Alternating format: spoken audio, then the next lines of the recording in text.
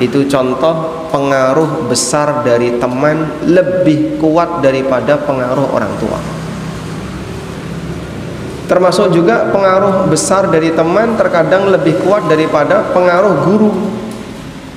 Gurune ngandani radi gugu, tur ora ditiru.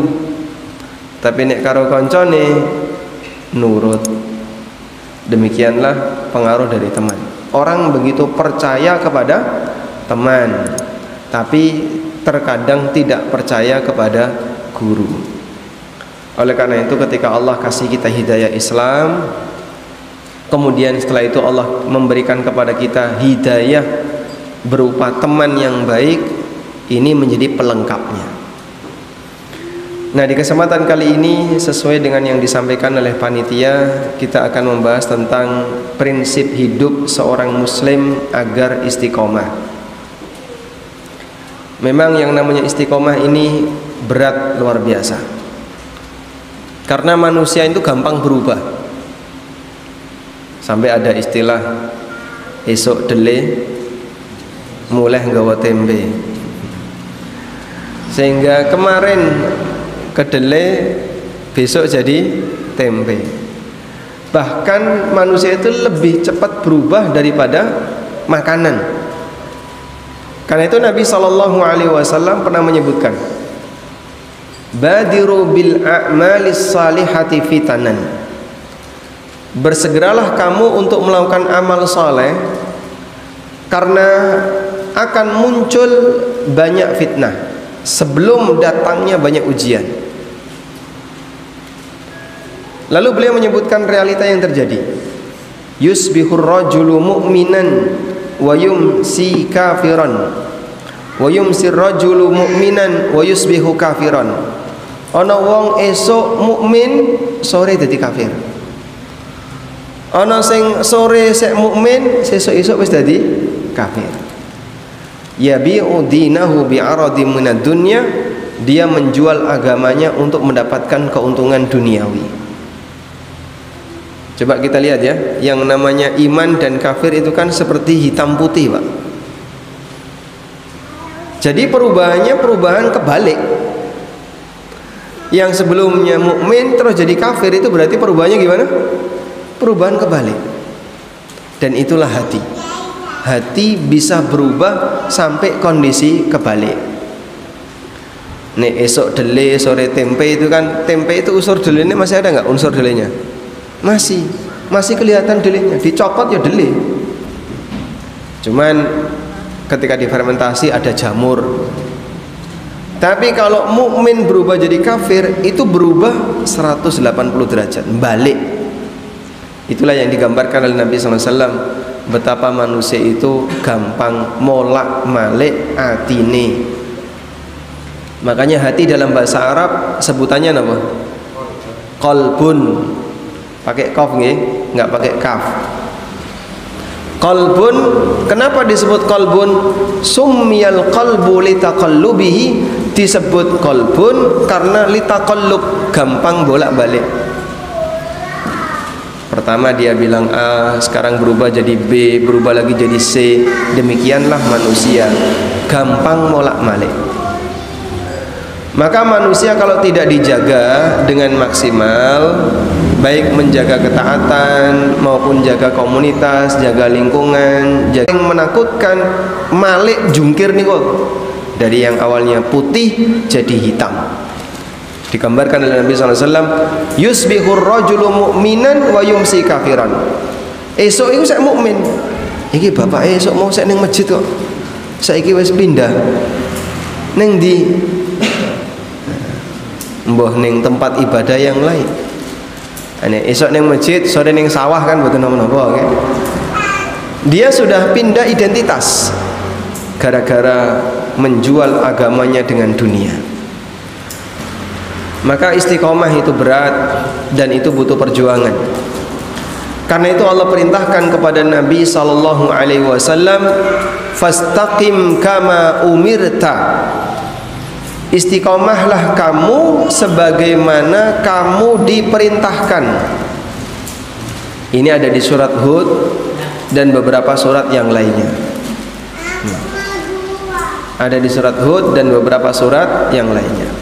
Nabi SAW mengatakan, Allah Subhanahu wa taala berfirman, "Fastaqim kama umirta." Lakukanlah istiqomah sebagaimana kamu diperintahkan. Sampai kata Ibnu Abbas bahwa disebutkan dalam riwayat Rasulullah sallallahu alaihi wasallam pernah bersabda, "Syayyabatni Hudun wa akhwatuha." Syayyabatni Hudun wa akhwat. Surat Hud dan saudara-saudaranya surat Hud. Surat Hud dan konco-koncone surat Hud telah membuatku beruban. Kenapa sampai membuat beruban? Karena di situ ada perintah dari Allah, "Fastaqim kama umirta." Lakukanlah istiqomah sebagaimana kamu diperintahkan. Sehingga membuat Nabi SAW beruban itu menunjukkan ini adalah perintah yang berat. Datang salah satu sahabat lalu matur, beliau menyampaikan kepada Nabi SAW, "Ya Rasulullah, qul li fil islami qawlan la as'alu anhu ghairaka." Ya Rasulullah, tolong berikan nasihat kepadaku tentang Islam yang aku tidak akan tanyakan nasihat ini kepada selain kamu, kepada selain Anda. Ada seorang sahabat minta diberi apa? Nasihat oleh Nabi SAW yang beliau tidak akan, dan hanya Anda yang bisa memberikan nasihat itu. Lalu apa kata Nabi SAW? "Qul amantu billah tsumma istaqim." Beliau ngasih nasihat yang sangat ringkas. "Qul amantu billah tsumma istaqim." Lakukanlah, beriman kepada Allah, kemudian istiqomahlah. Istiqomah sebagai apa? Sebagai mukmin sampai akhir dari kehidupan. Dan ini nasihat yang hanya diberikan oleh Rasulullah SAW kepada sahabat ini atas permintaan dari beliau, menunjukkan bahwasanya nasihat ini adalah nasihat yang sangat penting untuk dijaga dan berat untuk dijaga. Butuh perjuangan. Kita diperintahkan oleh Allah untuk istiqomah, minimal istiqomah dadi wong muslim. Minimal istiqomah dadi wong muslim. Apa dalilnya, Pak? Wala tamutunna illa wa antum muslim. Ojo sampai awakmu mati kejaba awakmu dadi wong muslim. Jangan sampai kamu mati kecuali dalam keadaan Islam. Itu wasiat Allah dalam Al-Quran. Sehingga itu istiqomah minimal. Karena kalau sudah di bawah ini, neng akhirat itu hanya ada dua kemungkinan: bahagia abadi, ciloko abadi. Bahagia abadi di mana, Pak? Surga. Ciloko abadi teng pundi? Neraka. Apa syarat orang bisa dapat surga? Muslim. Dia mukmin. Karena itu Allah Ta'ala perintahkan kepada kita, jadilah orang muslim, orang mukmin sampai akhir hayat. Wala tamutunna illa wa antum muslimun. Ojo sampai awakmu mati kecuali jadi muslim. Oleh karena itu jamaah dimulakan Allah Subhanahu wa taala, ketika kita paham seperti ini, maka selanjutnya kita butuh untuk mengenali jud pripun Pak carane agar kita bisa menjadi hamba yang istiqomah. Kita tahu bahwasanya kita ini dikasih pesan untuk istiqomah sampai mati. Allah Ta'ala memerintahkan kita untuk jadi muslim sampai mati. Lalu apa yang bisa kita lakukan agar kita bisa bertahan? Bapak Ibu yang dimuliakan Allah Subhanahu wa taala, iman itu bisa nggak berkurang? Bisa? Bisa. Sebagaimana iman juga bisa bertambah. Mongko iman munggah medun. Kadang munggah, kadang medun, kadang munggah, kadang medun. Dikatakan oleh Rasulullah SAW bahwasanya iman itu bisa pudar. Beliau SAW pernah bersabda, innal imana la yakhluqu kama yakhlaqus thawb. Sesungguhnya iman itu bisa pudar kados dene kain yang pudar. Yen sewu nggih, jenengan pakai baju warna biru, warna merah dan seterusnya. Lama-lama gimana warnanya? Makin merah napa makin pripun? Makin pudar. Contohnya sebelah itu, Masya Allah. Sudah berapa tahun dipakai Pak ini? Sudah nggak merah lagi ya. Sehingga awalnya merah, terus warnanya berkurang sampai yang aslinya abang jadi orang abang, sampai jadi coklat, malah liane biru jadi orang biru. Nabi SAW menggambarkan iman itu bisa pudar seperti kain. Fajaddidu imanakum, mongko awakmu kudu memperbarui iman. Berusahalah untuk memperbarui iman. Jadi njogo agar iman itu tidak hilang. Kalaupun pudar mengalami penurunan, tapi jaga dengan cara perbarui iman. Baik. Lalu bagaimana Pak yang bisa kita lakukan dengan keadaan seperti ini? Yang pertama, sebagai prinsip agar kita bisa tetap terjaga imannya, satu, jangan memisahkan diri dari majelis ilmu. Majelis ilmu niku napa? Majelis gojek, bukan ya? Majelis ilmu itu majelis yang membahas Al-Quran dan hadis. Jadi yang banyak dibahas yaitu bukan gojek sing kata, Quran hadisnya malah tidak tersentuh. Ya, Anda paham sendiri ya bagaimana warna-warni majelis yang ada di Indonesia. Sehingga orangnya tinggal milih. Sing seneng guyon, ono forum guyon. Sing seneng gojek, nggih ono ngoten niku pengajian sing isine mong gojek. Sing seneng serius ya ono. Nggih. Ra ono gojeke blas nggih wonten. Sing campur-campur nggih wonten. Tinggal nanti Anda mau milih yang mana. Bagi teman-teman mahasiswa yang ada di sekitar UGM dan kanan kirinya, mereka nek sinau belajar agama kok banyak gojeknya, itu malah nggak mau.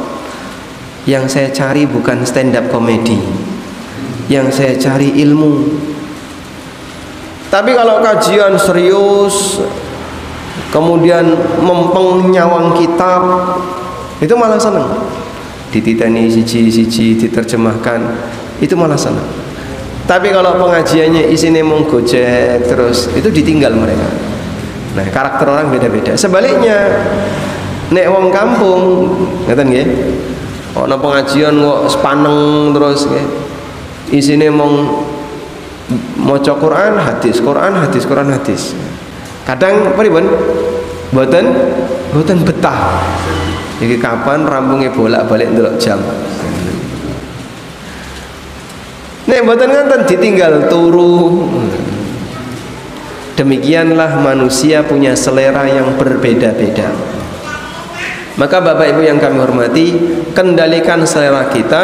Kita di majelis ilmu niku golek ilmu, bukan golek guyon. Kok ana kiai lucu, laris. Lucu nggih, Pak?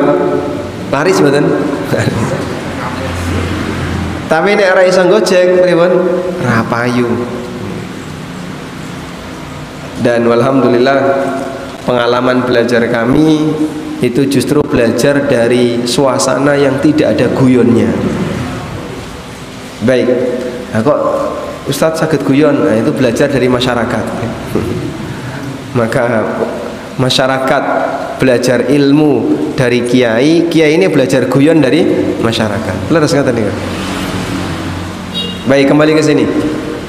Jadi syarat pertama atau prinsip pertama agar kita bisa bertahan istiqomah adalah selalu bergabung dengan majelis ilmu. Kenapa bergabung dengan majelis ilmu?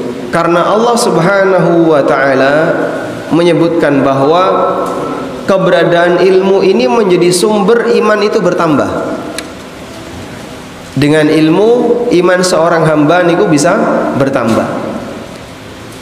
Nabi SAW bersabda, majtama'a qaumun fi baitin min buyutillah. Nalikane wonten sekelompok orang yang berkumpul di salah satu rumah Allah. Rumah Allah niku napa? Masjid. Yatluna kitaballah wa yatadarasunahu bainahum. Yang dilakukan apa, Pak? Maca kitabullah, mengkaji isinya. Illa nazalat alaihimus sakinah. Mongko Allah menurunkan as-sakinah. Allah menurunkan as-sakinah di majelis ilmu tadi. Dan Allah berfirman di dalam Al-Quran, huwallazi anzalas sakinata fi qulubil mu'minin liyazdadu imanan ma imanihim. Dialah zat yang menurunkan as-sakinah di hati orang-orang yang beriman agar iman mereka semakin bertambah. Jadi sebab iman bertambah niku napa? As-sakinah. Sebab iman bertambah adalah as-sakinah yang diturunkan oleh Allah. Huwallazi anzalas sakinata fi qulubil mu'minin. Dialah zat yang menurunkan as-sakinah di hati orang-orang yang beriman, liyazdadu imanan ma'a imanihim, agar iman mereka semakin bertambah. Sehingga ngaji niku tempat untuk ngeces iman. Ngaji niku panggonan untuk ngeces iman. Kagungan HP Bapak? HP ada? Baik. HP ini dicas sehari berapa kali? Setahun sekali? Masya Allah.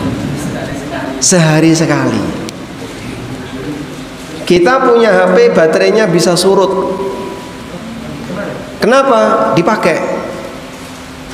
Sehingga ketika dia dipakai, HP-nya turun. Maka biar bisa dipakai lagi, dicas. Manusia yang beriman, dia punya iman. Ketika dia gesekan dengan masyarakat, kadang ketemu A, ketemu B, ngelakoni A, ngelakoni B, kadang ngelakoni dosa betul? Kadang ngelakoni dosa enggak? Sering. Dengan dosa-dosa dan maksiat yang dia lakukan itu, imannya berkurang. Karena iman bisa bertambah. Al-imanu yazidu bi ta'atir rahman wa yanqusu bi ta'ati syaitan.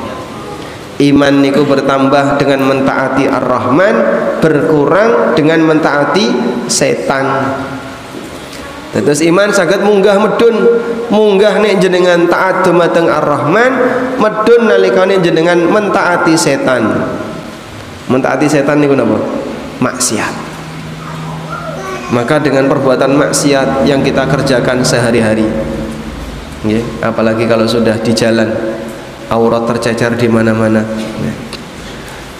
Sehingga ketika orang berbuat maksiat, maka imannya turun. Nah, dia butuh ngecas iman. Tembuni panggenane ngecas iman. Ibadah, ketaatan, salah satu nih majelis ilmu. Makanya orang yang terdidik dengan ilmu agama, kehidupannya lebih apik timbangane orang yang tidak terdidik. Lebih santun, lebih bisa menghargai orang, lebih bisa menghargai waktu. Ada perubahan yang luar biasa besar antara orang yang dekat agama dengan yang jauh dari agama. Karena yang namanya ngecas iman itu bisa menyebabkan perubahan dalam akhlak. Oleh karena itu jamaah yang dimuliakan Allah Subhanahu wa taala, mumpung panjenengan dekat dengan majelis-majelis ilmu di daerah Sleman bagian barat utara, wonten IJBM, ada masjid niki, masjid apa niki? IPHI, Ikatan Perusahaan Haji Indonesia. Kenapa? Oh, bukan pengusaha haji, bukan. Ikatan Persaudaraan Haji Indonesia. Jadi ini sedaya pun bapak haji semua. Hah? Oh, ngoten. Berarti Ikatan Persaudaraan Calon Haji Indonesia. Diganti berarti. IPCHI. Baik. Dan itu kesempatan yang luar biasa. Arab sinau ning kene saged, sinau ning kene saged, sinau ning kene saged. Kadang Pak ya, kita itu melihat manusia bedanya jauh sekali antara satu dengan yang lain. Saya pernah datang ke sebuah daerah, Masya Allah Pak, orangnya itu nggak bisa diatur dengan yang namanya aturan, sehingga berlaku hukum seperti hukum rimba. Wah, yang kuat ya menang. Ra ngerti najis, ra ngerti aurat, tidak ngerti apalagi misalnya dikasih fasilitas yang bagus itu loh nggak bisa dipakai dengan baik. Kadang lenggo klamben ya sampai aurat besarnya kelihatan. Jadi sama sekali tidak berpemahaman. Orang pedalaman-pedalaman gitu, yang dia jauh dari peradaban manusia. Salah satunya di wilayah timur. Ini orang sampai ada salah satu teman yang cerita, di sini pernah dibuatkan toilet. Karena mereka kalau buang air itu kan mesti ke kebun-kebun, ke hutan-hutan. Pemerintah pernah membuatkan toilet. Apa yang terjadi? Baru mungkin nggak sampai sebulan Pak, mampet. Le buang air tidak disiram, mung dimbarno. Akhirnya ana koncone mlebu ditumpuki meneh. Sampai orang kemudian berpikir, iki menungso apa kewan? Di saat yang sama ada manusia yang punya ilmu luar biasa, seperti para masyayikh yang mereka ngisi di Masjid Nabawi. Jadi selisihnya jauh sekali. Ono menungso sing kaya ngene, ono menungso sing kaya ngono. Allah Maha Kuasa untuk mengubah keadaan manusia sesuai dengan yang Dia kehendaki. Sebagaimana ada manusia setingkat Imam Asy-Syafi'i, setingkat Imam Ahmad, dan ada manusia sejahat Firaun dan sejahat Haman, sejahat Abu Lahab. Ada manusia setingkat Nabi Muhammad SAW dan ada manusia setingkat Abu Lahab, ada manusia setingkat Abu Jahal. Jaraknya jauh sekali. Demikianlah Allah Subhanahu wa taala Maha Kuasa untuk memberikan hidayah kepada siapapun yang Dia kehendaki, dan Allah jauhkan dari hidayah siapapun yang Dia kehendaki. Baik. Nah, Allah Subhanahu wa taala hadirkan kita ilmu. Dan Allah ajarkan kepada Nabi-Nya sallallahu alaihi wasallam. Nabi Muhammad sallallahu alaihi wasallam itu mengalami proses belajar selama berapa lama? 23 tahun. Sejak beliau diutus jadi nabi sampai wahyu terakhir turun, itulah beliau belajar. Nah, kalau nabi diberi pelajaran oleh Allah selama 23 tahun, berarti kira-kira yang orang seperti kita ini butuh waktu pinten? Hah? Butuh waktu pinten? Seumur hidup. Sebab sing jengene belajar niku mboten enten pucuke. Yang namanya belajar agama tidak ada ujungnya kecuali kematian. Baik. Nabi SAW dibimbing oleh Allah, disempurnakan oleh Allah dengan wahyu yang Allah turunkan kepada beliau secara bertahap. Al-Quran itu diturunkan enggal saidik bertahap.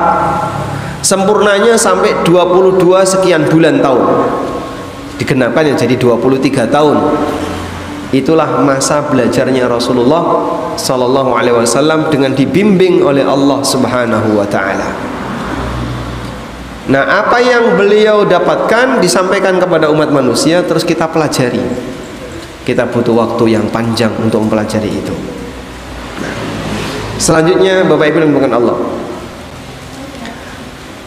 Prinsip yang kedua agar kita bisa istiqomah adalah lakukan yang ringan, yang penting rutin. Lakukan yang ringan, yang penting apa? Rutin.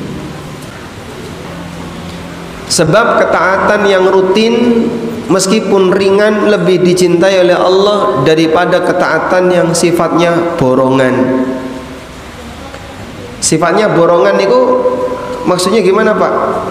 Mau ngamal pisan, setelah itu ngilang.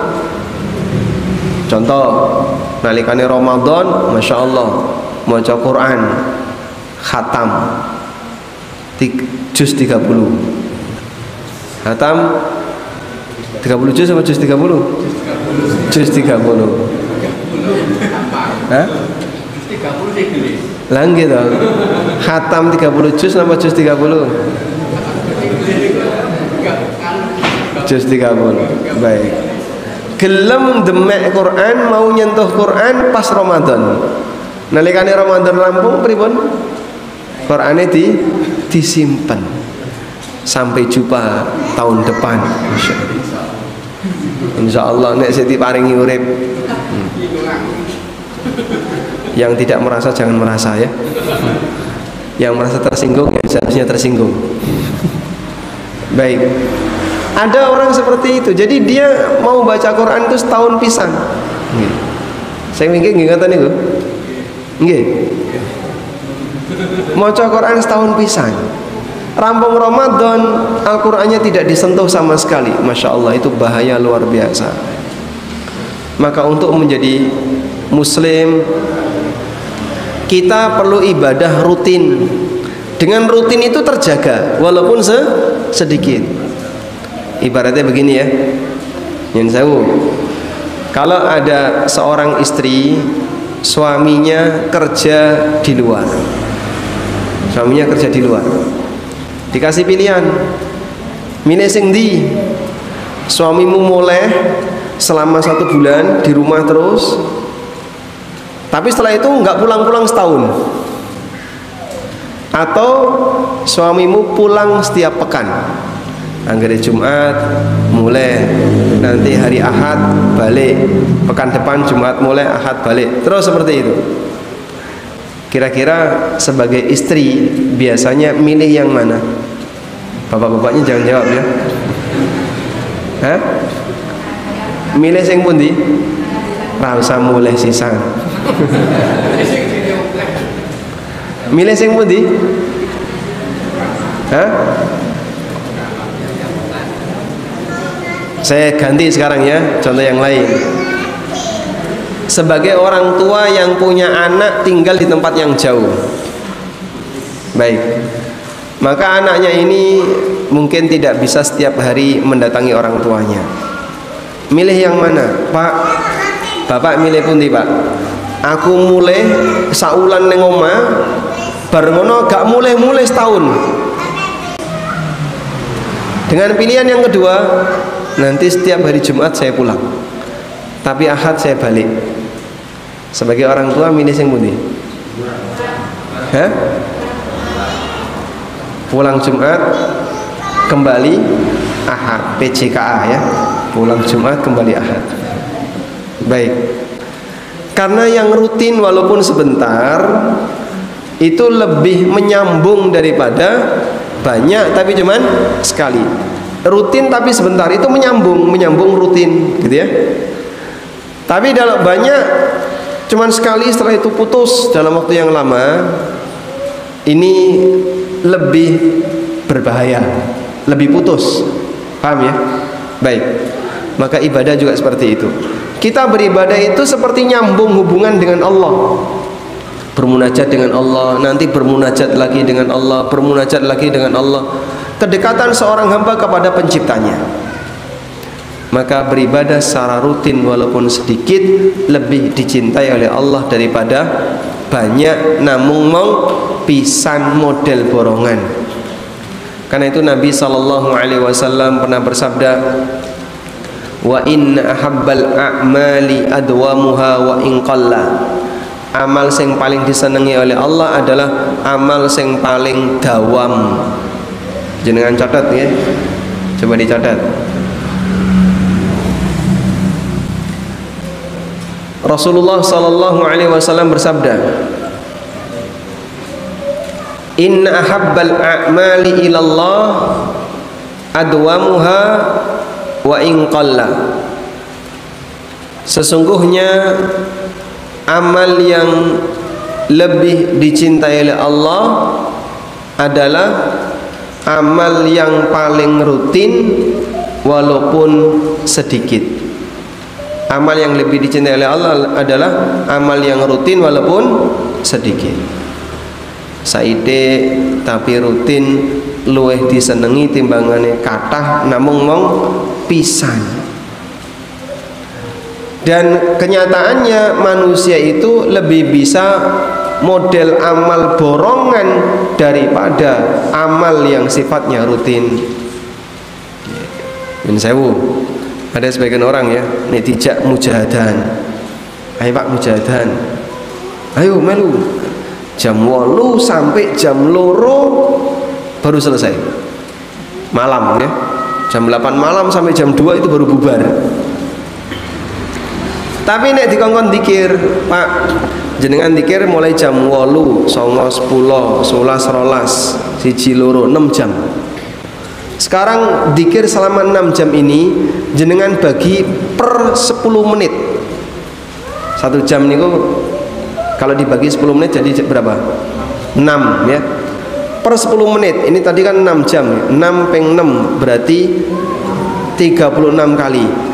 Jenengan jejer 36 kali. Selama 36 hari cukup dikir 10 menit. Yakin ra kuat. Nanti baru seminggu wis mutung.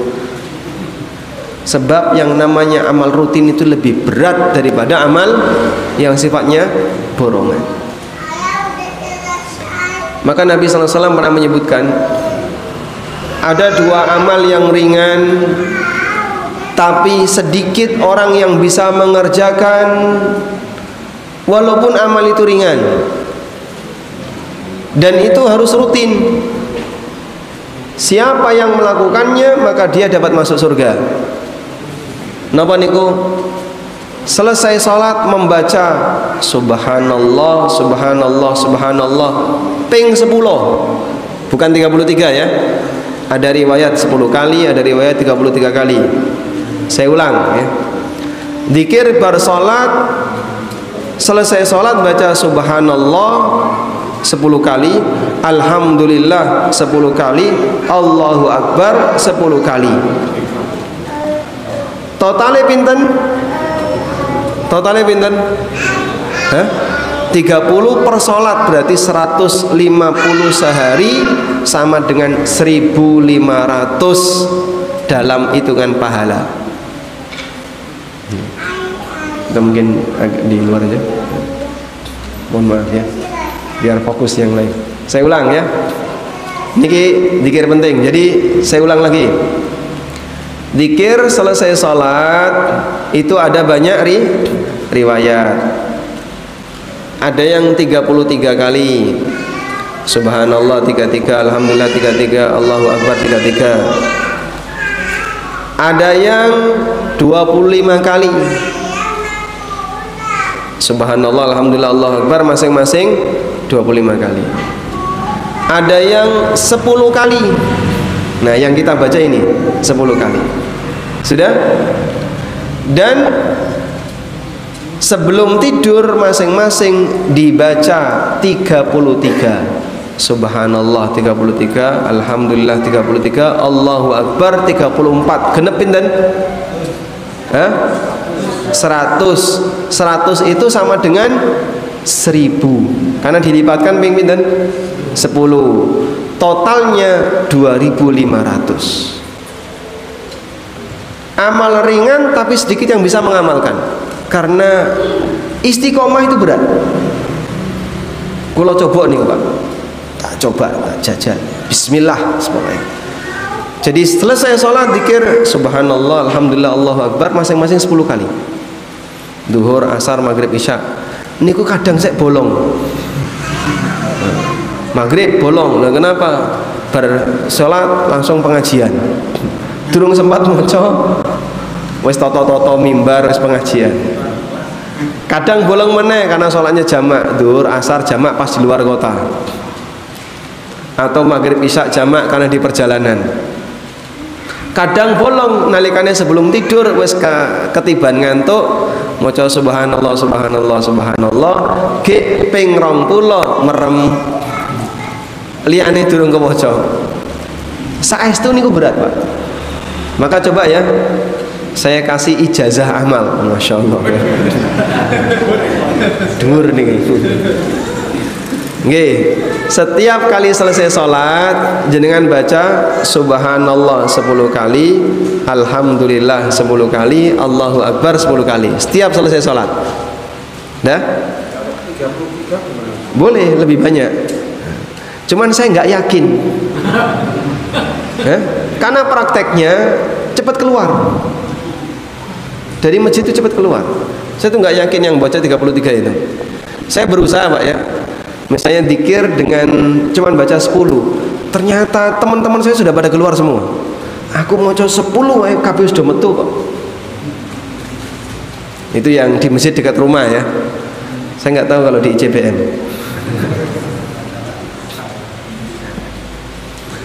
Saya cuma baca 10 dari mulai astagfirullah Allahumma antas salam minkas salam la ilaha illallah wahdahu la syarikalah.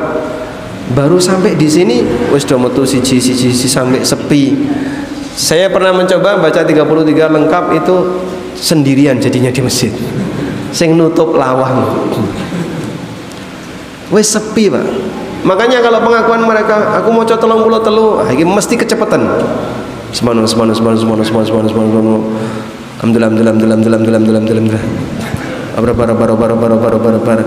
Ora sida kewaca. Karena dia tidak membaca Allahu Akbar, tapi yang dia baca robar. Dia tidak membaca Alhamdulillah, tapi yang dia baca mendelam. Betul nggak? Yang terbaca apa? Delap. Bahkan nek nggo tasbih piok. Gerakan dia memutar tasbih lebih cepat daripada ucapan yang dia bisa ucapkan. Sehingga kadang kalau ada orang yang ngaku dzikir 33 kali tapi waktunya pendek, nggak yakin saya. Ini mesti ada yang kelewat. Atau kalau enggak, kalimatnya tidak sempurna. Terjadi kapan kalimatnya tidak sempurna? Ketika terlalu cepat sehingga lafadznya gandeng-gandeng. Baik. Maka ini saya buat jenengan ngikuti hadis yang sedikit ini ya. Coba dirutinkan. Subhanallah ping pinten? Alhamdulillah sama. Allahu Akbar masing-masing 10 kali setiap selesai sholat. Dan sebelum tidur Subhanallah 10, Alhamdulillah Subhanallah 33, Alhamdulillah 33, Allahu Akbar 34, total 100. Setiap hari selama 1 pekan kerjakan. Kalau ada yang nggak bolong, istimewa, Masya Allah. Nggak dapat hadiah, Insya Allah dapat pahala. Okay. Udah, sanggup Insya Allah? Insya Allah ya. Ini ijazah amal ya. Insya Allah. Ijazah dzikir. Baik. Sebab rutin niku berat. Yang lebih ringan adalah ketika orang beramal tapi tidak rutin. Sehingga saat dia beramal model borongan. Dzikir suwe tapi setelah itu ditinggal lama. Itu amal model borongan. Makanya Nabi sallallahu alaihi wasallam ingatkan, ahabbul a'mali ilallah adwamuha wa in qalla. Amal sing paling disenangi Allah adalah amal sing rutin walaupun sedikit. Selanjutnya,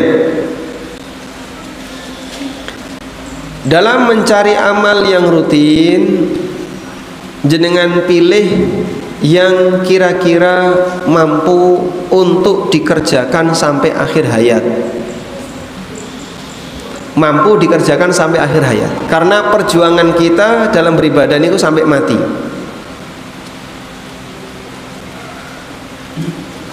Pertimbangannya gimana, Pak?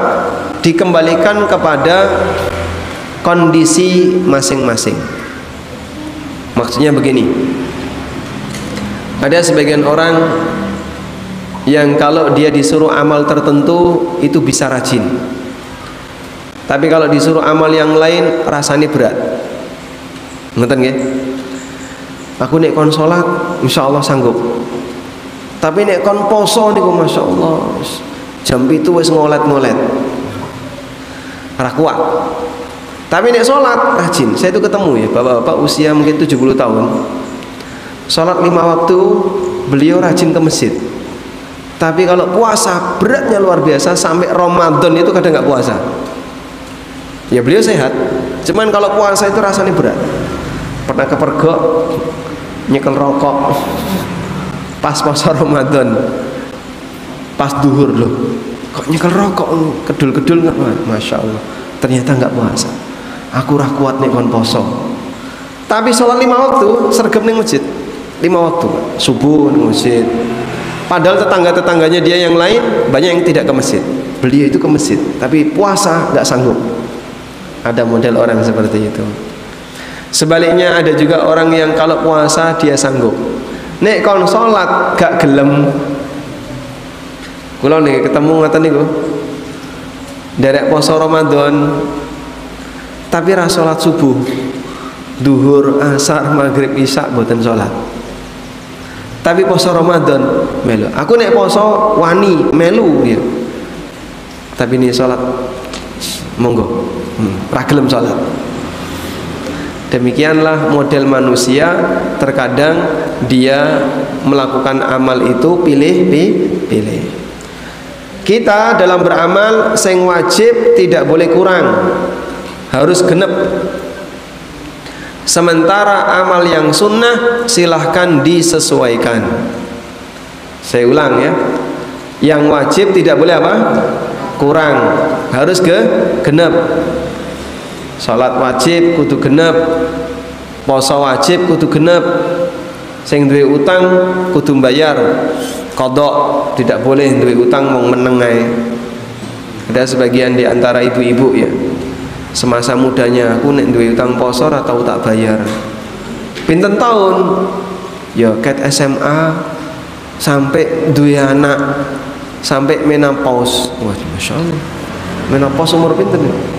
Anggaplah 45 tahun ya, sudah nggak haid lagi. Berarti ket SMA sampai umur 45 tahun, sampean hitung pinten tahun itu? Lebih dari 30-an tahun. Iya. SMA lulus umur berapa? 18. Ya, sampai 45, anggaplah 48. Berarti 30 tahun. Diutang poso 30 tahun urung dibayar. Terus pripun niku Pak? Ya harus bayar. Tapi kan sudah berlalu 30 tahun. Nek utang urung bayar tetap harus dibayar walaupun sudah 30 tahun. Lah ngitungnya pripun? Jenengan biasanya mengalami haid berapa lama? Ya kirang langkung nih sebulan ya 7 hari sampai 8 hari. Gipun jenengan hitung 8 ping berapa? 240 hari. 240 hari kan meh setahun ya. Masya Allah Pak Ustaz, nek kon poso meh setahun ya ora kuat Pak Ustaz. Makanya jangan remehkan yang namanya bayar utang puasa yang tidak segera sampai masuk Ramadan berikutnya. Nanti utang itu tidak akan hilang sampai dibayar. Sehingga dalam hal ini kalau misalnya dia punya utang selama 240 hari, silahkan dicicil semampunya sebelum ajal menjemput. Dibagi. Nih iso tahun ini 50 hari, setahun 50 hari dia puasa sunnah. Dicacah-cacah ya, mungkin jadi puasa Dawud atau apa. Sebab yang wajib tidak boleh ada yang kurang. Baik. Oleh karena itu jamaah, amalnya para sahabat itu berbeda-beda. Amalnya para sahabat niku berbeda-beda. Wonten sahabat sing rajin salat, rajin poso. Ono sahabat sing rajin maca Quran tapi jarang puasa. Ada sahabat yang rajin menghafal tapi beliau salatnya kurang. Sehingga masing-masing beda-beda. Ibnu Mas'ud radhiyallahu anhu itu sampai pernah ditanya orang, "Aku melihat Anda ini jarang puasa sunnah. Kenapa?" Lalu Ibnu Mas'ud mengatakan, "Inni uhibbul Quran." Aku itu senang Quran. Wa idza sumtu dhauftu. Nah, ini aku poso jadi lemes. Karena Ibnu Mas'ud termasuk sahabat yang postur tubuhnya itu kecil, ya, bukan orang besar gagah. Postur tubuhnya kecil. Fa idza sumtu dha'uftu, nek aku poso aku dadi lemes. Nah nek lemes dadi males maca Quran, males belajar Al-Quran. Maka beliau lebih milih membaca Quran, belajar Quran daripada puasa sunnah. Itu contoh bahwa ada sahabat yang seperti itu. Ada juga sahabat yang lebih dikenal dengan ibadahnya. Contohnya Abdullah bin Amr bin As. Abdullah bin Amr bin As datang kepada Nabi SAW, ya Rasulullah, saya mau puasa tiap hari. Lalu kata Nabi SAW, la shama liman shama dahr. Tidak ada puasa bagi orang yang puasa tiap hari. Terus gimana kalau begitu kamu puasa sehari, tidak puasa sehari? Itulah puasa saudaraku Dawud, dan jangan nambahi lagi. Maka Abdullah bin Amr bin As poso Dawud sampai akhir hayatnya.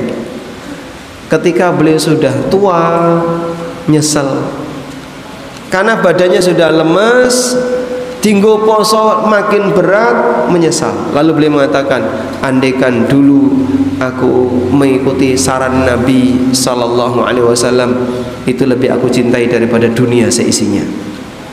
Saran Nabi Sallallahu Alaihi Wasallam apa tadi? Puasa 3 hari setiap bulan. Tapi Abdullah bin Amr bin As minta lebih, akhirnya dikasih poso Dawud. Nah itu contoh sahabat ketika ngelakoni ibadah sunnah itu sampai mati. Maka jenengan kalau misalnya saya komitmen mau Senin Kemis sampai kapan? Sampai mati. Bukan modal mut-mutan ya. Kalau lagi mut, gelem poso. Nek boten mut, boten poso. Paham? Mut-mutan ya. Apa? Dong-dongan. Nek dong seneng gelem, nek dong ra seneng ora seneng. Nek dong ra seneng ra gelem nglakoni ibadah, bukan itu. Tapi mereka jaga istiqomah sampai akhir hayat. Makanya pilih yang ringan sesuai dengan kapasitas masing-masing, jangan terlalu berat karena ini harus dijaga sampai akhir hayat. Amalan itu berwarna-warni ya, dan Allah sediakan amalan dengan sangat beragam, memberi kesempatan bagi manusia untuk beramal secara bergantian, dan itu anugerah dari Allah Subhanahu wa taala. Baik. Selanjutnya, prinsip agar terjaga untuk istiqomah. Syukuri yang namanya hidayah. Syukuri hidayah. Karena bersyukur itu dijanjikan oleh Allah, la in syakartum la azidannakum. Nek awakmu bersyukur bakal tak tambah. Wala in kafartum inna adzabi lasyadid. Tapi nek kowe kufur sak temene azabku niku keras. Hidayah niku nikmat mboten, Mbak? Hah? Baik, mana yang lebih mahal? Nikmat hidayah dengan nikmat uang? Hah? Rano sing dodol hidayah. Nek hidayah iso tuku, tak tukokno hidayah tak paringke jamaah. Tapi hidayah tidak bisa dibeli. Tak dolke sapi, ke tuku hidayah, dikekno koncone. Tapi hidayah tidak bisa dibeli. Baik. Oleh karena itu coba lihat. Ada surat yang di dalam Al-Quran diawali dengan nama Allah. Namanya surat apa? Hah? Surat yang diawali dengan nama Allah. Surat apa? Surat Ar-Rahman. Allah Ta'ala berfirman Ar-Rahman.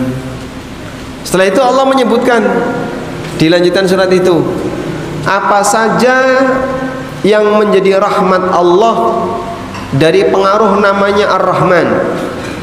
Allah detailkan Ar-Rahman 'allamal Qur'an, khalaqal insan, 'allamahul bayan. Ar-Rahman, dialah zat yang Maha Rahman. 'Allamal Qur'an, dia yang mengajarkan Al-Qur'an. Khalaqal insan, yang menciptakan manusia. Allah dahulukan nikmat mengajarkan Quran sebelum Allah menyebutkan nikmat penciptaan manusia. Maka dalam diri kita itu ada dua unsur, unsur fisik dan unsur rohani. Rohaninya itu diisi dengan hidayah. Nikmat mana yang lebih besar?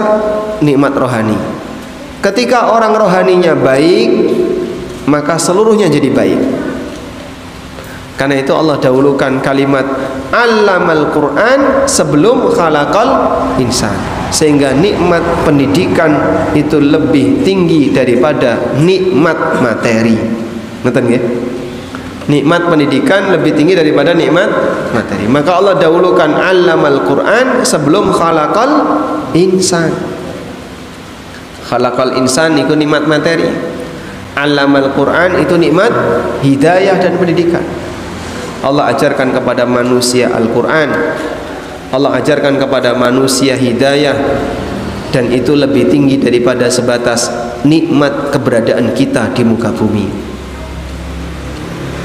Maka jamaah yang dimuliakan Allah, syukurilah nikmat hidayah itu, karena dengan bersyukur kita berharap semoga Allah Subhanahu wa ta'ala menambah nikmat tersebut, sebagaimana yang Allah janjikan, la in syakartum la azidannakum, nek awakmu syukur bakal tak tambah.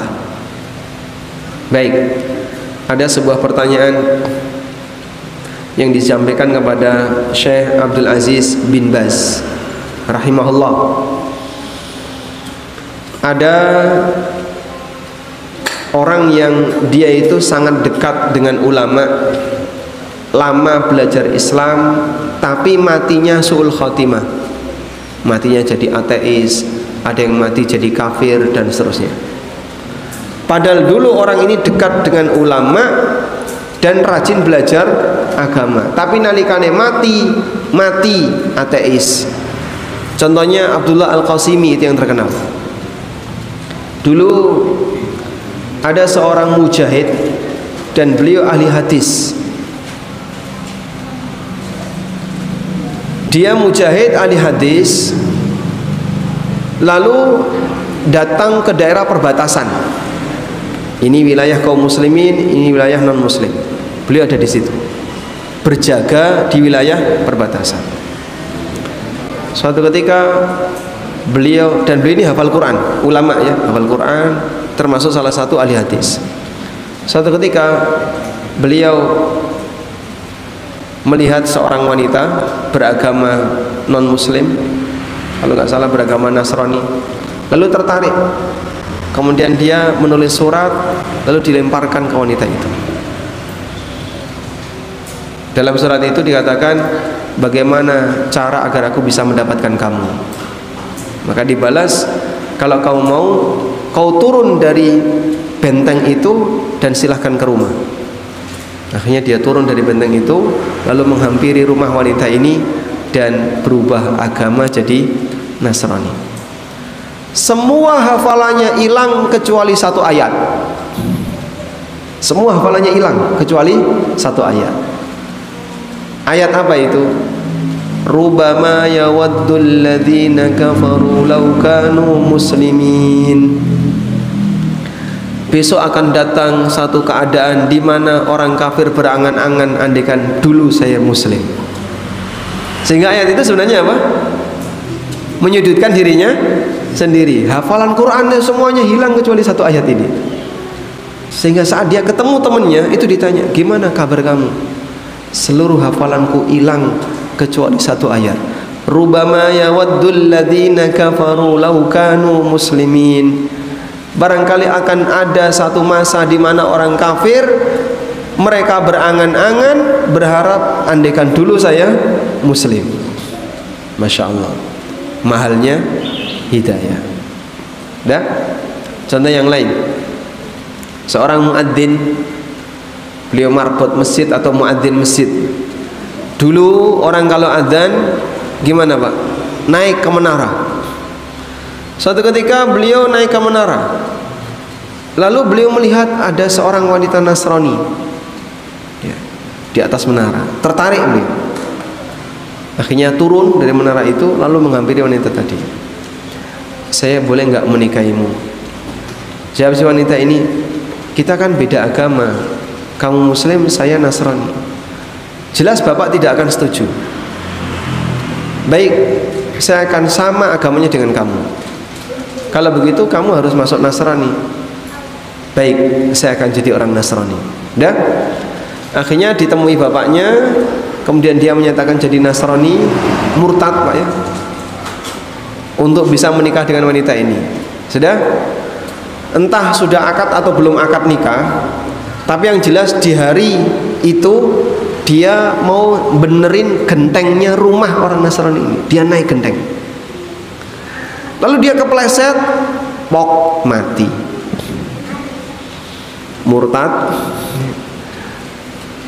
Mungkin sudah akad, tapi belum malam pertama mati. Padahal sebelumnya dia muadzin. Kisah manusia yang su'ul khatimah, sehingga dia meninggal dalam keadaan keluar dari Islam, padahal dulunya dia adalah seorang muadzin. Kejadian berikutnya ini tidak jauh dari zaman kita. Tersebutlah seorang ulama yang bernama Abdullah Al-Qasimi. Abdullah Al-Qasimi. Abdullah Al-Qasimi ini menulis sebuah buku yang sangat bagus, sampai buku itu dipuji oleh ulama yang lain dengan mengatakan laqad ishtara bi kitabil jannah. Abdullah Al-Qasimi membeli surga dengan kitabnya. Baik. Tapi apa yang terjadi di akhir hayatnya? Dia maleh ateis, berubah jadi ateis dan anti Tuhan, anti agama. Padahal sebelumnya dia termasuk di antara orang yang punya karya besar. Bukunya masih dipakai sampai sekarang, judulnya As-Sira' Bainal Islam wal Wathaniyah, sengketa antara Islam dan paganisme, agama berhala. Baik. Nah, ditanyakan kepada Syekh bin Baz, kok bisa ya ada orang yang seperti itu? Dulu muslim yang baik, tapi tiba-tiba di akhir hayatnya dia menjadi orang yang menyimpang dan sesat. Maka dijawab oleh Syekh bin Baz, ada dua sebab. Satu, dia tidak mensyukuri hidayah. Yang kedua, dia suka meremehkan orang lain, sehingga hidayah yang merupakan nikmat terbesar itu tidak dia syukuri, dan dengan akibat ini Allah cabut hidayah itu. Yang kedua, bisa jadi dia suka meremehkan orang lain, menghina orang lain. Misalnya gampang menghina, kalimat bodoh, kalimat apa namanya, kata bodoh dan terjemahannya ya. Sehingga dia gampang nyebut orang, wah titik-titik ngomong goblok misalnya. Wah, kowe iki goblok. Kerasa paling pintar. Dan banyak itu kan komentar di YouTube gitu. Komentar YouTube, komen di Facebook, di IG. Dikit-dikit goblok. Masya Allah. Ini bahaya bro. Karena ngomong seperti itu bisa jadi balik ke dirinya, dan Allah akan mencabut hidayah darinya. Waliyadzubillah. Makanya kalau bisa hati-hati ya, jaga lisan. Walaupun kita menjumpai ada orang yang menyimpang, jauh dari agama, jenengan kalau melihat seperti itu bersyukurlah. Alhamdulillah, Allah yang telah memberikan hidayah kepadaku. Ono menungso sing kaya ngene gitu. Alhamdulillah. Dengan cara demikian kita selalu merasa berterima kasih dengan apa? Petunjuk yang diberikan oleh Allah, saged melu mengajian, saged kumpul dalam acara ibadah, melaksanakan ketaatan, dan itu nikmat yang luar biasa. Wallahu a'lam. Baik, walhamdulillahirabbil alamin. Demikian yang bisa kita sampaikan. Semoga ini menjadi materi yang bermanfaat, dan kita tambahkan sedikit, barangkali ada waktu 15 menit bagi jamaah yang mau menyampaikan sesuatu, kami persilahkan. Nah, ada? Nah, silakan. Di luar materi, berarti di luar masjid nanti atau sekarang? Oke, monggo, silakan.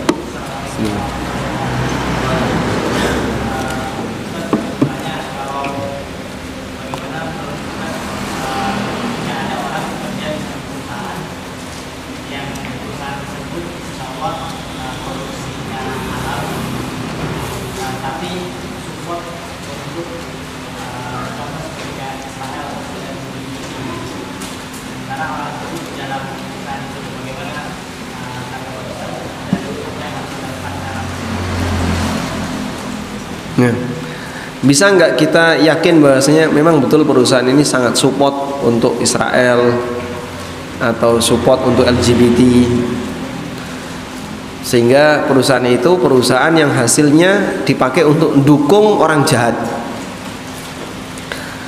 Kalau kita bisa memastikan demikian, misalnya ini perusahaan-perusahaan yang mubah, yang diproduksi, perusahaan manufaktur yang diproduksi hal yang mubah. Cuman masalahnya perusahaan ini mensupport non-muslim misalnya untuk membantai kaum muslimin. Kalau Anda yakin itu terjadi, maka kita tidak boleh berada di situ, karena perusahaan ini sedang mendukung peperangan non-muslim. Dan support itu kan ada dua ya. Ada support yang bentuknya ya sebatas mental, ya, dukungan mental, dukungan moral, dan ada support yang bentuknya materi. Support materi misalnya Israel butuh apa? Butuh cilok, tak sumbang cilok misalnya ya. Israel butuh peluru, kasih peluru. Israel butuh apa? Butuh bom, kasih bom, dan seterusnya. Nah, kalau sampai yang kedua ini, maka kita tidak boleh berada di dalamnya. Sehingga jangan sampai kita bekerja di perusahaan yang ini musuh bagi kaum muslimin. Tapi kalau support dalam arti dukungan moral, saya berada di pihak Israel. Ya, semua orang kafir di pihak Israel. Ada nggak orang kafir yang di pihak Palestina? Mungkin ada tapi jarang ya. Tapi rata-rata orang kafir berada di pihak mana? Israel. Sebab kata Nabi SAW, al-kufru dinun wahid. Sing jenenge kekufuran itu agama yang satu. Maksudnya mereka bersatu untuk memusuhi Islam. Baik. Oleh karena itu jamaah, jika seperti ini, coba dilihat dia itu lebih support yang mana? Support materi ataukah sifatnya support dukungan moral? Kalau support dukungan moral, ya rata-rata orang kafir demikian. Wallahu a'lam. Sedikit ya.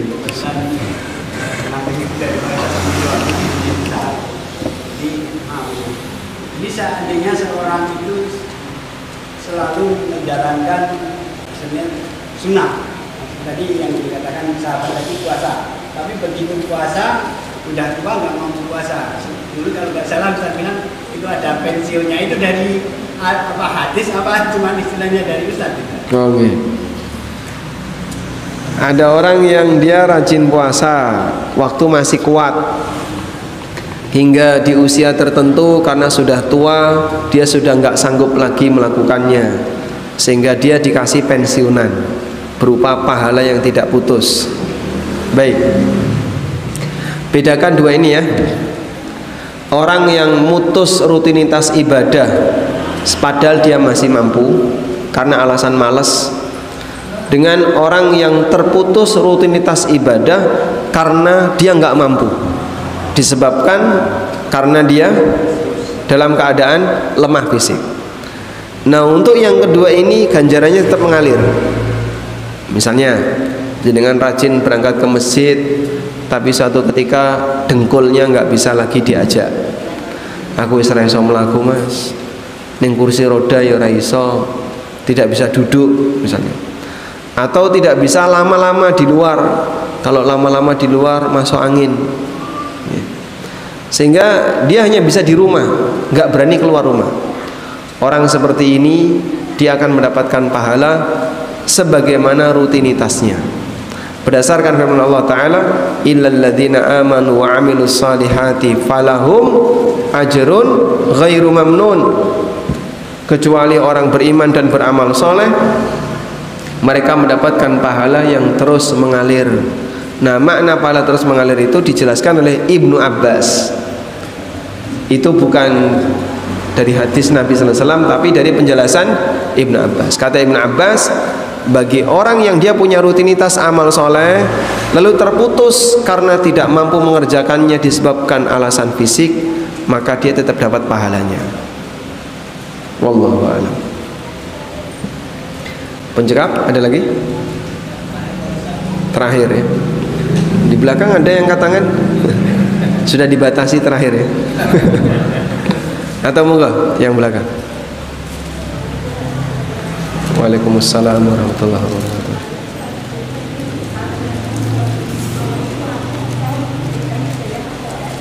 Allah itu apa tadi? Maha Kuasa. Nah,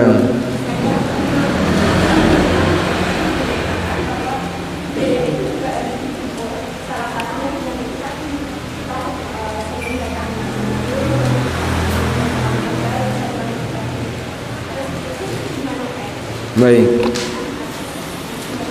Nah, tadi kami menyampaikan bahwa Allah kuasa untuk memberi hidayah, sebagaimana Allah kuasa menjauhkan dari hidayah. Sama seperti rizki, Allah kuasa ngasih rizki kepada para hambanya, sebagaimana Allah kuasa untuk menghilangkan rizki dari hambanya. Tapi ini tidak berarti kita berpangku tangan, namun kita harus berusaha untuk mendapatkan kebaikan, sehingga betul hidayah itu murni milik Allah, ada di kuasa Allah. Namun bukan berarti kita tidak boleh mengupayakan hidayah. Sehingga boleh nggak kita memperjuangkan untuk dapat hidayah? Ditekankan, bahkan diperintahkan. Golek ono hidayah. Di mana hidayah? Di masjid. Carilah hidayah di masjid. Apa yang saya dapatkan di masjid? Jenengan sinau, ngaji, ngrungokno tausiah, iman bertambah. Itulah hidayah. Di mana lagi saya bisa dapat hidayah? Dengarkan ayat-ayat Al-Quran, karena itu sumber hidayah. Wa idza quri'al Qur'anu fastami'u lahu wa ansitu la'allakum turhamun. Nalikane ana suara Quran, dibacakan Al-Quran, dengarkan, perhatikan agar kalian dirahmati. Maka Al-Quran sumber hidayah. Nah, kadang ya kita sambil santai di rumah lalu nyetel TV, ada murotal plus bacaan terjemah, atau nyetel radio ada bacaan Quran plus bacaan terjemah. Ya ayyuhalladzina amanu, misalnya Misyari Rasid ya. Terus setelah itu, hai orang-orang yang beriman, dan seterusnya. Itu kan kadang tersentuh kita. Oh, Al-Quran bilang seperti ini, Al-Quran menyampaikan seperti ini, Al-Quran. Kita dapat apa? Hidayah. Maka kita cari hidayah dengan mendekat kepada sumber ilmu Al-Quran, hadis Nabi sallallahu alaihi wasallam yang disampaikan dalam forum-forum pengajian. Wallahu a'lam. Meskipun Allah kuasa untuk memberikan hidayah kepada masing-masing hamba melalui cara apapun yang Allah kehendaki. Allah kuasa ngasih hidayah kepada hamba melalui cara apapun yang Allah kehendaki. Ada orang yang dapat hidayah hanya karena melihat satu kejadian tertentu, lalu dia sadar terus dapat hidayah. Ada yang dia dapat hidayah karena melihat fenomena alam. Ada yang dapat hidayah hanya melihat sesuatu tertentu. Ini ada kejadian, kalau nggak salah di Amerika ya. Ada seorang muslim, dia suka menyebarkan pamflet, mengajak orang untuk masuk Islam, menjelaskan tentang Islam, dan ngajak orang untuk masuk Islam, disebar. Di zaman online belum begitu maksimal, online belum dominan ya. Dan dia lakukan itu bersama dengan anaknya.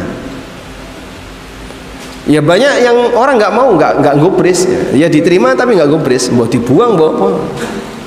Hingga suatu ketika anak ini ngetuk pintu rumah untuk memberikan pamflet itu. Jadi nggak dimasukkan di bawah, tapi pengen ketemu orangnya. Seorang anak itu Pak, bapak sama anak, anaknya mungkin usia SMP atau usia ya mungkin SMP ya, ngetuk pintu rumah.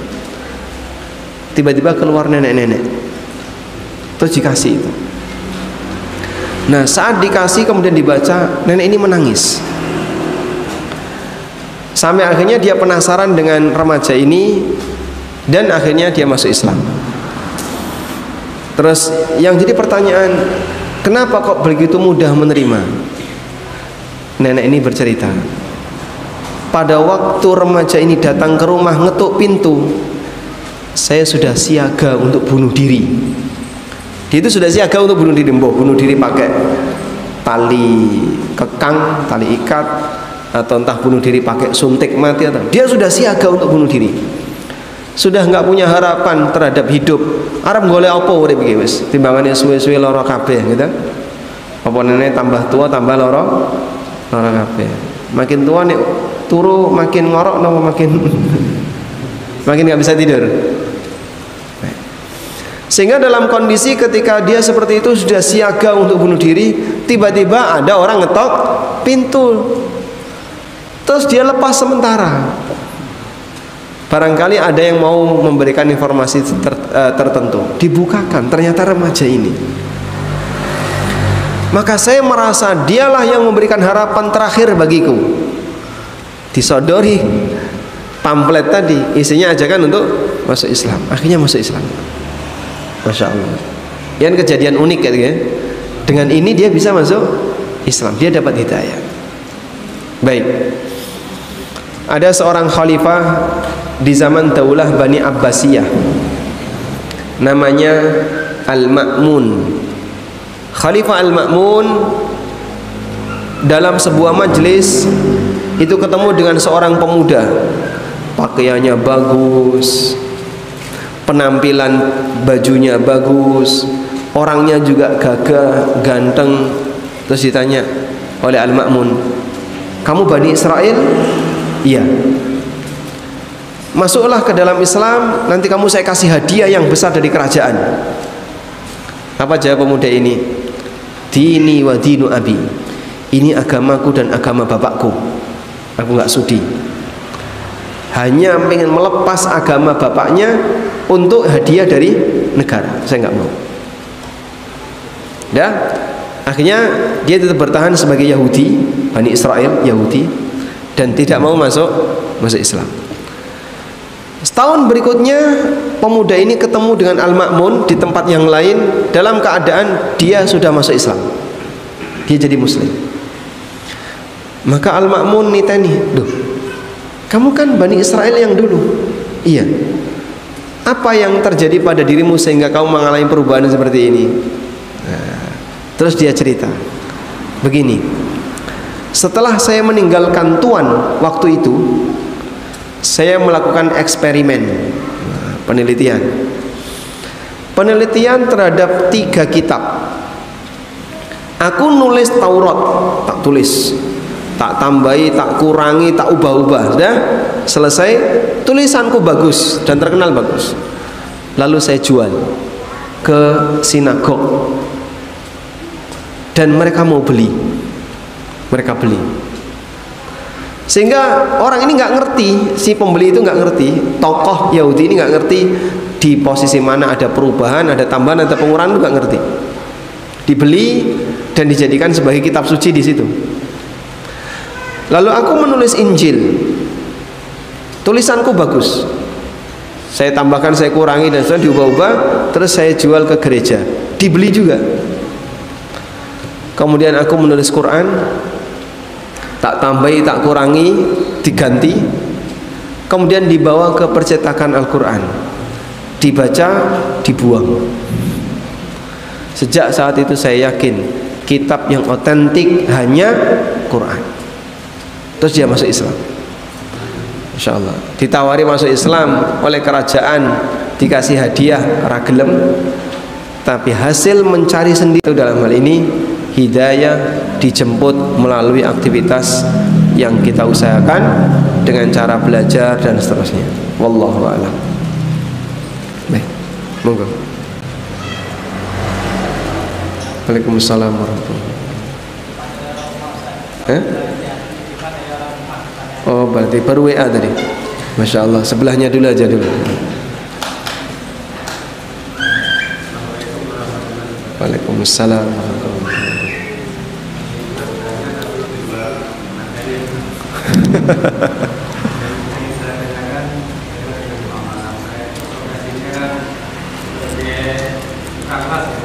Tukang las, ada? Oh.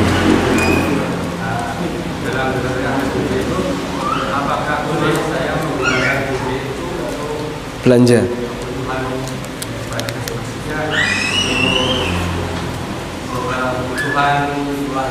Nah,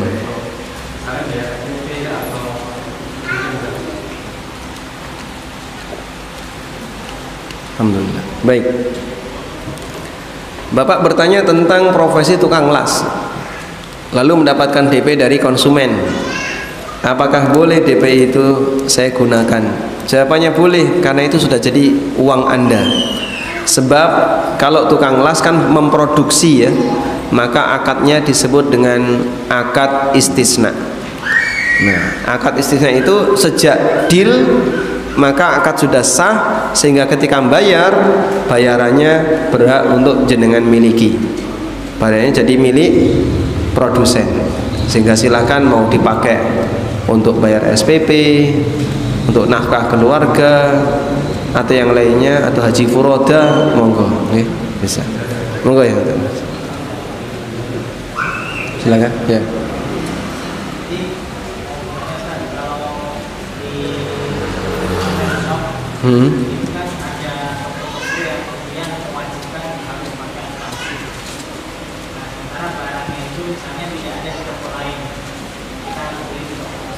Ini asuransi pengiriman. Kalau nggak ada pilihan yang lain dan Anda butuh barang itu, tidak masalah. Namun nanti misalnya terjadi resiko, maka Bapak hanya boleh mengambil senilai premi. Kemarin asuransinya bayar berapa? Ya cuma 50.000. Nah, saat terjadi resiko ya nompol 50.000. Tidak boleh lebih dari 50.000. Walhamdulillahirrabbilalamin. Demikian yang bisa kita bahas di kesempatan kali ini. Semoga kajian yang sederhana ini diberkahi oleh Allah Ta'ala, dan Allah jadikan apa yang kita pelajari sebagai ilmu yang bermanfaat. Semoga Allah anugerahkan kepada kita kehidupan yang istiqomah sampai akhir hayat. Wassallallahu ala nabiyyina Muhammadin wa ala alihi wa sahbihi wasallam. Wa akhiru da'wana anil hamdulillahi rabbil alamin. Wassalamualaikum warahmatullahi wabarakatuh.